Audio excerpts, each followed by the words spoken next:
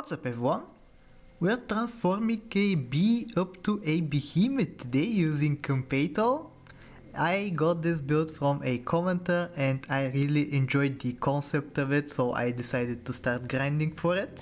It's not too difficult, but it was still a pretty decent challenge, so I was very happy to pull that off eventually. And the plan is going to be for us to find a faint unit that we can put a honey on and then pill it for the bee. It is a little bit difficult, especially in today's meta. You've been hearing me complain a lot about the meta nowadays because you face strong players from the beginnings of the game up to the very end, so it's kind of difficult to get something too memey going. But when you hit like I had during this video, I think it is pretty easy to get what you want. We start off with a weasel and then we can take another capybara or a weasel as well. And I choose to go for the double weasel strategy right here. And I think weasel is very good to have for this sort of challenge because we will need lots of gold every single turn if we want to find all the competals that we need. I did struggle a little bit with this build, like a lot of the times you don't get the scaling that you want, other times you get the scaling but you don't get the luck with the competal, which is also quite unfortunate. So getting more gold every single turn is going to remedy that a little bit. And I think it's about time for me to start looking for a honey to freeze. Perfect timing as I do just that. What I really like about this challenge, by the way, is that from the beginning of the run up until the very end you have to think about what you're going to be doing during the entire run, which doesn't usually happen, especially for 5 of a kind. You start really considering what you want to be doing from turn 7 onwards. But here from the very beginning we are taking every single unit with purpose and hopefully it's going to help us win a little bit easier.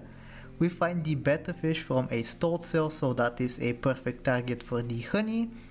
I was taking spiders, anteaters, basically any sort of faint unit I think was very beneficial to us. And here I am going to freeze the pill. I think I'm going to preserve the bee until turn 7 because there are some things that we can find that can help us scale up the bee easier on turn 7. Particularly in mind I have the turkey that triggers obviously when you summon a unit, and when you pill a unit you get the bee summon, so that is a little bit of stats on top. It is a little bit of min-maxing, but I think with this sort of challenge you really want to be doing that, and in general it's a good habit to be doing that as well. So here we go, we have prepared 2 level ups for turn 7 already. We don't have enough gold to buy yet another avocado, which is a little bit of a shame. We would really like some extra gold next turn, but it's fine.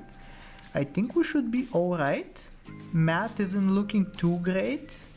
Actually it's looking horrible, that was such horrible math and we end up losing, but it's fine because we still have plenty of hearts remaining and we are going to take our levels right here, hoping to find something decent. So we level up into a turkey, the unit that we really wanted to see, and we also found a cow in the shop. Ordering here is very important. We want to buy the turkey first, then use the pill, and then buy the cow because otherwise the milk was going to replace the pill in the shop. And now we have our bee finally. We're going to be scaling that up later on in the run, but for now we're just going to focus on the weasel. It's very beneficial for us to have a big unit up at the front because that by itself is able to win some games. We're going to be starting to freeze some blobfish as well. There are a lot of tier 6 units that we really want to find on turn 9, so having a level 2 blobfish prepared is going to be very nice to have. I'm not going to call it a necessity, but it will help out the run a lot. So here we go, I think I'm going to bring the blobfish in pretty soon. Yep, it's in. The turkey is going to buff it up to a 5-8. Now it is a 6-9 after purchasing 1 copy of it. And I have to say the setup that we have right here is looking incredible. We have a level up guaranteed next turn because of the crow. And then we will have a level 2 tier 6 unit on turn 9, which can oftentimes just win you the game by itself. We're also getting quite lucky with the matchups right now, not losing even though we're greeding a little bit.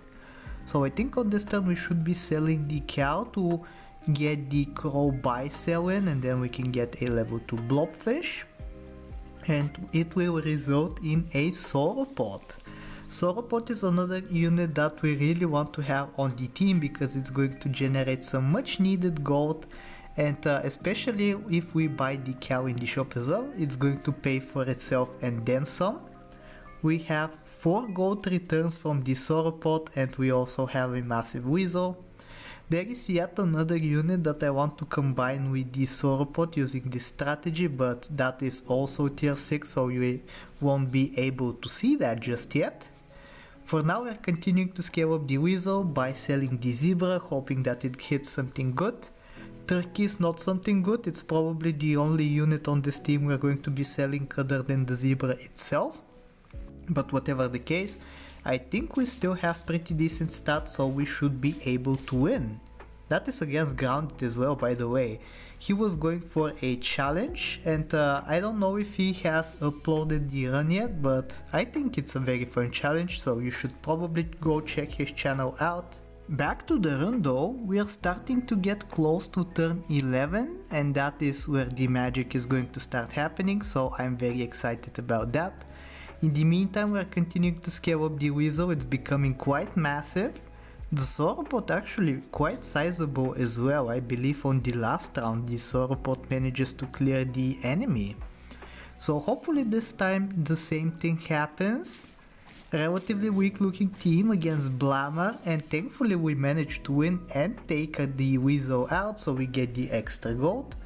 And perfect shop right here, we have the perfect luck getting the bird of paradise, which is going to be our scaler of choice for this run, and we also find a competitor for the bee. So now it is a stealth, it is tier 2. In case you don't know, by the way, what the competitor does, it transforms a unit of your choice into a unit of higher tier. It also keeps any stats and levels, so that is pretty nice to see. And yeah, we're going to have to do that like 4 more times, I believe, and then we can start seeing tier 6 units and hopefully the behemoth among them. For now though, we're facing against a summon team, but they have relatively weak looking Jersey Devil setups that have not seen enough buy sells of level 3s, so we're just fine. We're going to get a level up on the sauropod. And yeah, everything is in Lady Luck's hands right here. Unfortunately, we just have to roll and hope to see many competitors, but at least the large amount of gold that we have to play around with every single turn is going to help somewhat. So yeah, we see behemoth in the shop, but of course we don't really want that. We want to make our own behemoth using the stealth we have on our team. So continuing to look for competitors, I should maybe start buying some equipment as well, especially considering the fact that the sauropod makes it all free. We also get to buy multiple avocados this turn, which is absolutely incredible when you have a bird of paradise on the team. And yeah, let's hop into battle and see how we do. I think it should be a pretty easy victory. We will be quite lucky if the weasel is knocked out, and thankfully it is, so we get the extra gold on this turn as well. Finding yet another competitor in the shop, so now this stealth is going to transform itself into a capybara. Of course that's really not what we want just yet. We want to keep upgrading it with more and more competitors, but of course we need to find some more in the shop. You can kind of see how tedious this all is, by the way. Like, we started off with lots of gold, I think 12 gold, and then the sauropod gave us 6 more. Now we have a manta ray on the team generating even more gold, which is kind of funny actually. It's super good synergy with the team, and I wish I could keep it, but unfortunately we just cannot do that. We get the 2 gold however, which is going to be pretty nice.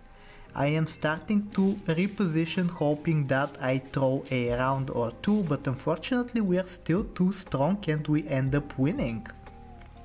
So now on this turn we have to find double competitor and get very lucky if we want to find a behemoth immediately.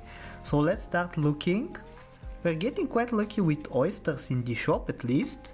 I'm thinking about a melon, but I don't think I have the gold to afford it even with a sauropod on the team.